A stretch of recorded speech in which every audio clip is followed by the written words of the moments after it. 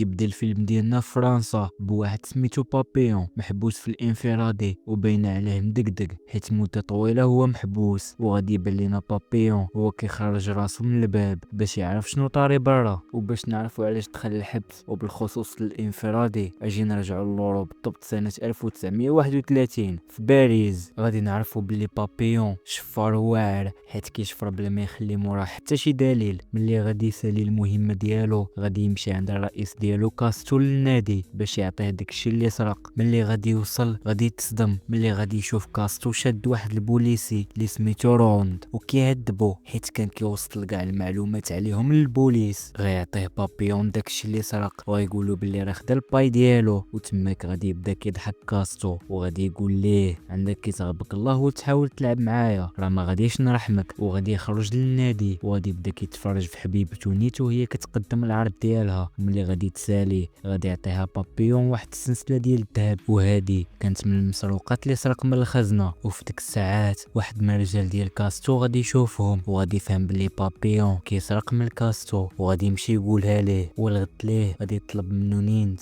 انهم يتزوجوا وغتفهموا بلي طلعت ليها هاد الحياه في راسها وبلي بغات تعيش بحال الناس، وغتقول ليه خصنا نمشيو نعيشوا في شي بلاصه بعيده على كاستو. ولكن بابيون غادي يقول لها بلي مازال خصني شويه ديال الوقت، وغيقول لها بلي خصو يدير شي سرقه كبيره باش ما يحتاجش يعاود يسرق وخصها تصبر عليه مازال واحد 6 شهور. وهما كيدويو حتى غادي يدخلوا عليهم البوليس وغادي يشدوه بالتهمه ديال القتل ديال الضابط روند. وغادي تصدم حيت غادي يقولوا له بلي شافوا شي واحد وهو كيقتلو. وديك الساعات غادي يتفكر الهضره ديال كاستو وغادي يعرف بلي هو اللي بغى فيه الخدمه. نانتي كانت كتغوت وكتبكي وبابيون قال لها ما تخافيش راه غادي نخرج حيت انا مظلوم. غتمشي نانتي باش تشهد ليه وغتقول لهم بلي راه كان معاه الليله كامله، ولكن الضابط غيقول لها بلي الشهاده ديالك ما مقبولاش حيت انت عندك علاقه به. وموراها غتمشي تزورو في الحبس بعد ما حكموا عليه بالسجن المؤبد، وغتقول ليه بلي راه دارت احسن محامي باش يدير الاستئناف ديال الحكم. ولكن بابيون قال لها بلي راه ما كاينش امل والامل الوحيد هو انه يهرب من الحبس. وغتقول ليه بلي غتبقى كتسناه وغادي يتعصب ملي غادي يشوف العسكر كيتعاملوا معاه بطريقه خايبه. موراها غادي يتلاقى مع واحد الحباس سميتو جول. ملي غادي يعرف التهمه ديالو هي انه قتل البوليسي غادي يقول ليه بلي راه ما عندكش حل وعمرك غادي تقدر تثبت البراءه ديالك، وبلي عندك حل واحد هو انك تهرب من الحبس. وهنا غنعرفوا بلي جول حتى هو شفار، ولكن بابيو ما غيدويش معاه ما غيردش عليه الهضره. وهما كيديروا الكشف الطبي غيدوي ليه جول على واحد الانضرارات معاهم اللي سميتو بيجا، وغيقول ليه بلي راه عندو بزاف ديال الفلوس وكاع الحباسه باغيين يقتلوه باش يديو ليه الفلوس ديالو وشدوه بتهمه التزوير. وهنا غادي يعرف بابيون بلي بيجا هو الامل ديالو حيت غادي يحتاج الفلوس باش يقدر يهرب. غادي يدوي الضابط مع الحباسه وغادي يقول لهم بلي راه غنرحلوكم لواحد المستعمره كاينه في امريكا الجنوبيه باش دوزوا العقوبه ديالكم، وتماك غادي تخدموا في الاعمال الشاقه حيت فرنسا تبرات منكم ومن الاعمال ديالكم الاجراميه. وديك الساعات غيبقاو كاع الحباسه كيستعدوا وغيستغرب بابيون ملي غيلقى كلشي مهتم ببيجا، وغيتاكد ديك الساعات بلي هو شخص مهم وما يقدرش يهرب بلا المساعده ديالو. وموراها غيوصلوا للسفينه اللي غديهم للمستعمره. غيشد بابيون البلاصه فين غينعس وغيطلب من جول يحميها تيرجع، وغيمشي عند بيجا وغيعرض عليه يحميه ويهربوا بجوج مقابل انه يصرف عليه حتى يهربوا من الحبس. وغيشرح ليه بلي كاع الحباسه باغيين يقتلوه ويديو ليه الفلوس ديالو.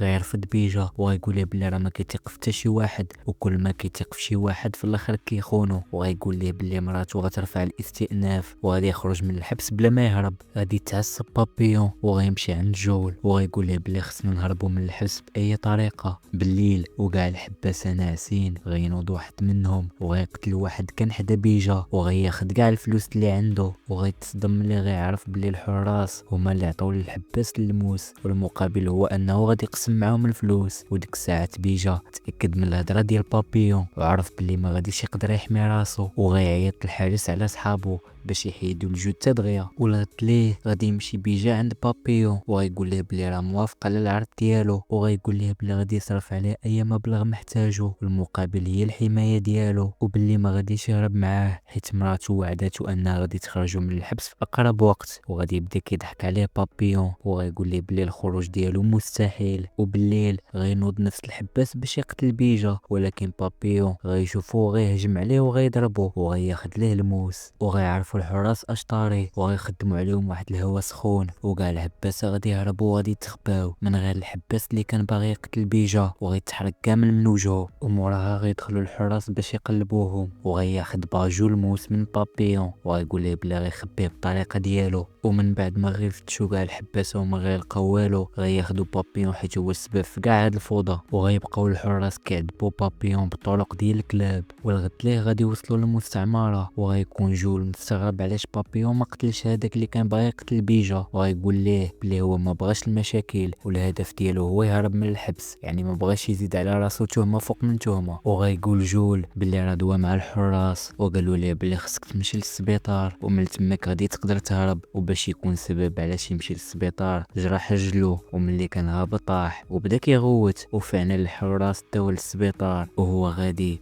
يغمز بابيون، زعما راه الامور غادي عندي هي هذيك. بابيون غادي يبدا كيركز على اي حاجه كاينه في الحبس باش يقدر يعرف الطريقه اللي غادي يهرب منها، وغيعيط الرئيس ديال السجن على الحباسه باش يقول لهم القوانين اللي خصهم يلتزموا بها، وغيقول لهم باللي مستحيل تقدروا تهربوا من الحبس، وحتى لا بغيتوا تهربوا غادي تموتوا في الغابه من الحيوانات المفترسه، وحتى لفتوا الحيوانات غادي تموتوا بالجوع والعطش. وباللي اي واحد غادي يحاول يهرب من الحبس اول مره غادي يتحبس عامين في الانفرادي، ولا كانت تاني مره ليه غادي يتحبس 5 سنين، وغيديو لواحد الجزيره سميتها الشيطان، وغيبقى فيها حتى غادي يموت تماك. واي واحد غادي يدير الجريمه ديال القتل غادي يعدموه قدام الناس، وغادي يكون عبره ليهم. وديك الساعات غادي يخاف بابيون من المصير اللي تابعو، وموراها غادي يمشي مع بيجا للبلاصه اللي غادي ينعسو فيها، وغادي يتلاقى مع واحد الراجل هو اللي كيحدد الحباسه الجداد الخدامين اللي غادي يديرو. بيجا غيعرض عليه بزاف ديال الفلوس باش يخدمو في بلاصه زوينه بحال السبيطار، والراجل طبعا غادي يوافق ملي غادي يشوف الفلوس. ولكن بيجا غادي يكون ما مرتاحش من البلاصه اللي كينعسو فيها حيت الحشرات طيبوا لهم لحمهم، وفي نفس الوقت غادي يسمعوا الصوت ديال القرطاس وغادي يتصدموا ملي غادي يعرفوا شي حباس بغى يهرب والحراس تابعينه. وغادي يبدا كيضحك بابيون حيت عرف بلي هذا غيكون غير صاحب بوجول هو اللي هربان. والغد ليه غادي يبداو كيفرقوهم على الخدامي، وغادي يكون بيجا وبابيون غادي للسبيطار كما اتفقوا، ولكن هما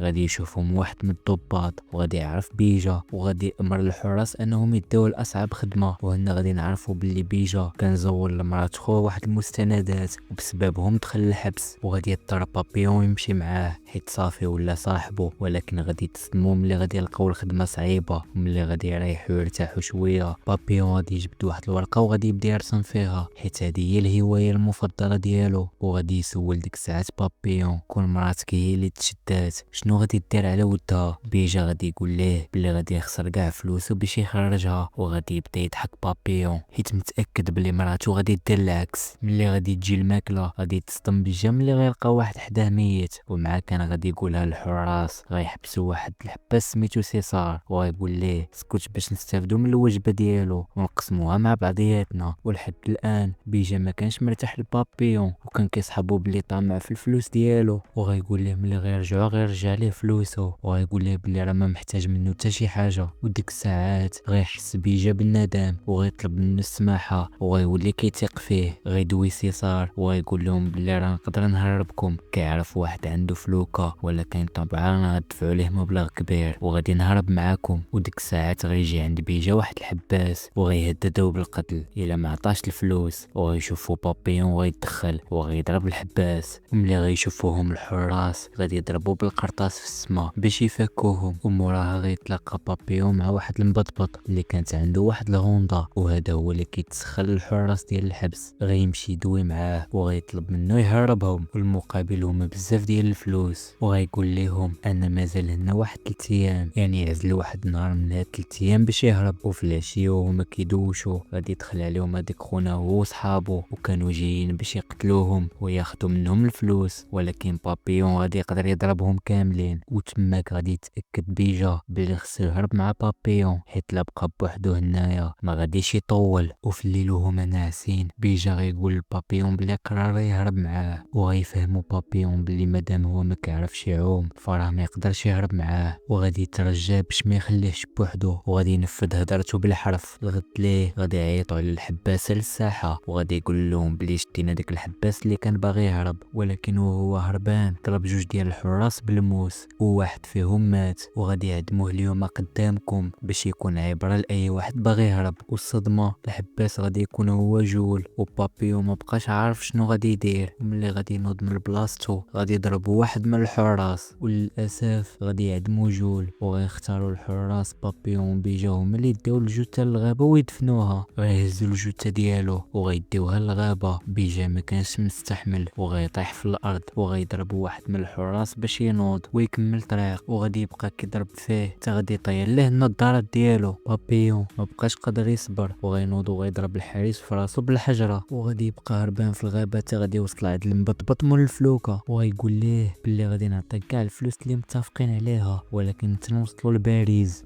وهنا غادي تكون الصدمه حيت مول الفلوكه غادي يغدر بهم وغادي يبلغ الحراس ديال الحبس وغيدوروا عليه الحراس من كاع البلايص وغادي يشدوه. والغد ليه الرئيس ديال الحبس غيقول لبابيون بلي الحارس اللي ضرب شيه في راسو راه باقي عايش وعليها غادي يدوز عامين في السجن الانفرادي وبلي هو غادي يموت في الحبس الانفرادي لحقاش ممنوع عليه يدوي هاد عامين كامله وحتى الماكله اللي غادي يعطوه قليله بزاف ما تكفيش شي دري صغير وهذا الشيء كامل باش الجسم ديالو يضعف ويموت دغيا. وموراها غيطل بابيون واحد الشرج يمكن صغير في الباب وغيستغرب ملي غيلقى الحراس جارين واحد الحباس باش يخرجوه وغيدخل عنده واحد الموستاج وغيبقى كيضرب فيه. هو كيضرب غادي يتجرح في وجهه وغادي يخرج ليه الدم ولكن هو غادي يبقى ساكت حيت ما خصو يخرج حتى شي صوت. وفي واحد النهار غيحطوا ليه واحد السطل قدام الباب وفي هاد السطل كاينه الماكله وفيه واحد الرساله بلي غادي يبقى يدخل ليه كل نهار الماكله تيرجع الصحه ديالو. وغادي يفهم بابيون باللي بيجا هو اللي صيفط ليه هاد الماكله وغادي يفرح بزاف. وفعلا كل نهار غادي تبقى تدخلو الماكله ولكن في واحد النهار الرئيس ديال الحبس غادي يعرف وغادي يقتل داك الحباس اللي كيجيب البابيون الماكله. ملي غادي يدخل عنده الرئيس غادي يسولو شكون اللي كيصيفط لك الماكله ولكن بابيون ما غاديش يقول ليه. والرئيس غادي يامر الحراس انهم يقطعوا عليه الماكله كاع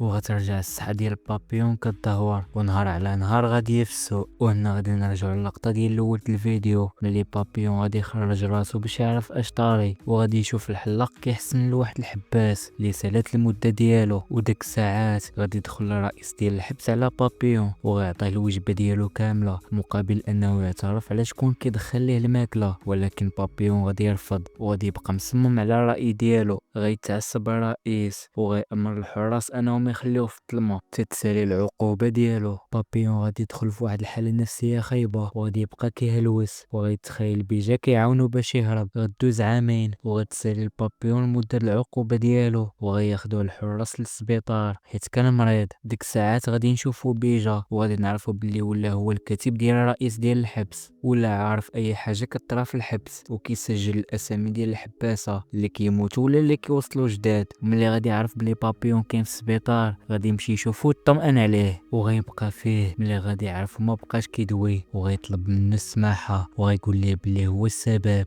وغيشكروه حيت ما اعترفش للرئيس ديال الحبس. وديك الساعات غادي يدوي بابيون وغادي يقول ليه بلي خصو يبقى ساكت باش يبقى في السبيطار حتى يهرب. وديك الساعات بيجا غادي يفرح حيت صاحبو باقي صحيح وغيقول ليه بلي وليت كنعرف اي حاجه كطرا في هذا الحبس وبلي غادي يتعاونوا وغادي يهربوا بجوج. غيقول ليه بابيون بلي محتاج سيسار باش يدوي مع داك الشخص اللي كيعرفو ويهربهم بالفلوكه مقابل المبلغ اللي غادي يطلبوا. وموراها غيدير راسو مسطي باش يكملوا المسرحيه ديالهم. بابيون غادي يدوي مع واحد الدري في الحبس سميتو ماتش وهذا كان تا هو مريض من المرضى في السبيطار وغيطلب منه ليه الحارس باش يقدروا يهربوا. المقابل هو انه غادي يهرب معاهم. غادي يوافق ماتش على العرض وغادي يتسنى الامر باش ينفذ الخطه. الغد ليه سيسار غادي يضرب يدو وغادي يمشي للسبيطار وغادي يتلاقى مع بابيون وغادي يكون فرحان حيت يقدر يشوفو مره اخرى. بابيون غادي يقول ليه بلي غادي يهربوا وغادي يديو ماتشي معاهم حيت غادي يعاونهم. غيرد عليه سيسار بلي غادي يحتاج ياخذ نص ديال الفلوس في الاول وملي غادي تكون العمليه غادي يكملوا ديك ساعه الفلوس. غيعطيه بيجا الفلوس ولكن بيجا غيقول لبابيون بلي راه ما تايقش في سيسار وغادي يطمئنوا بابيون وغيقول ليه بلي راه كاملين غاديين في مركبه وحده وكاملين باغيين نهربوا عليها عمرو ما غادي يقدر يقدر يغدرنا وغادي يعطي ليه واحد الحبوب مخدره اللي يقدر يجمعها في الفتره ديال العلاج ديالو في السبيطار، وغيطلب من بيجا يديرها للحراس في المشروب ديالهم نهار الحفله. وهذاك النهار هو اللي غادي يكون النهار ديال الهروب ديالهم. غادي نمشيو النهار ديال الحفله وغادي يكونوا كاع الحباسه والحراس ملهيين بالفيلم اللي دايرينو ليهم. وديك الساعات ماتشي غيلاهي الحارس كيما اتفق مع بابيون، غيفك بابيون وسيسار راسهم وغيهجموا على داك الحارس، غيضربوه وغيهربوا. اما بيجا غادي يحط المخدر في المشروبات ديال الحراس، ولكن من سوء الحظ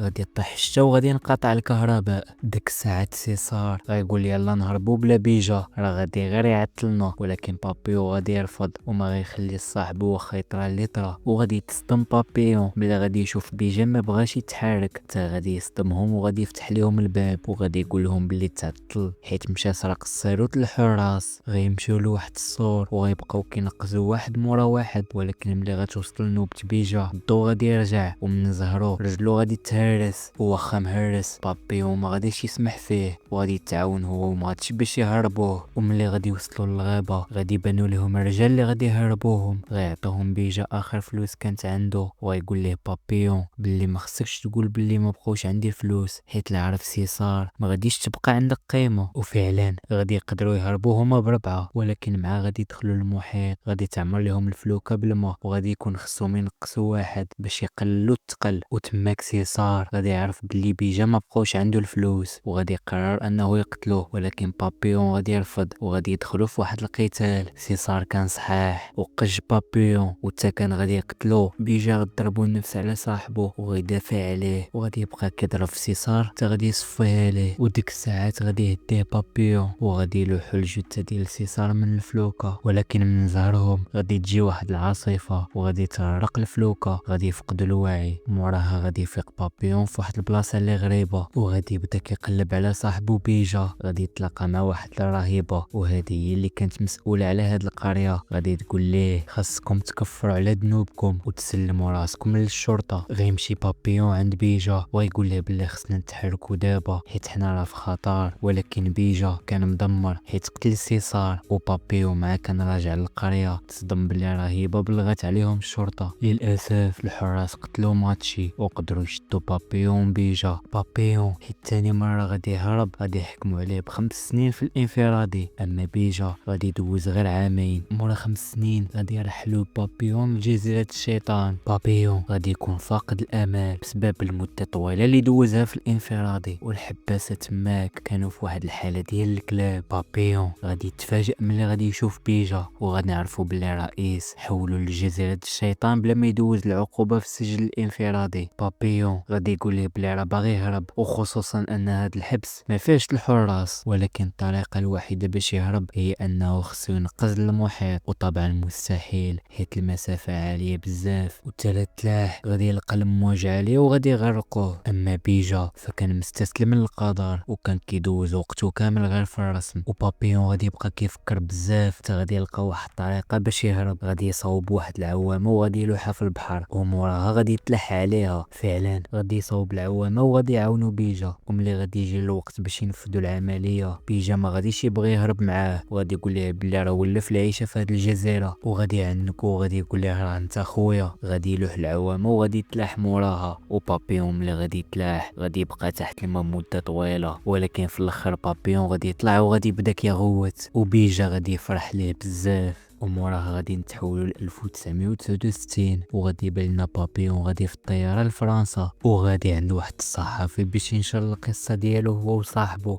وباش تعرفوا هاد القصه راه حقيقيه وهذه هي التصويره الحقيقيه ديال بابيون. ولو وصلتي حتى لهنا ما تنساش تشترك في القناه باش يوصلوكم كاع الفيديوهات اللي جايين، ودير لايك وفي الكومنتيرات دير فراشه. وكان معكم خوكم كولومبو.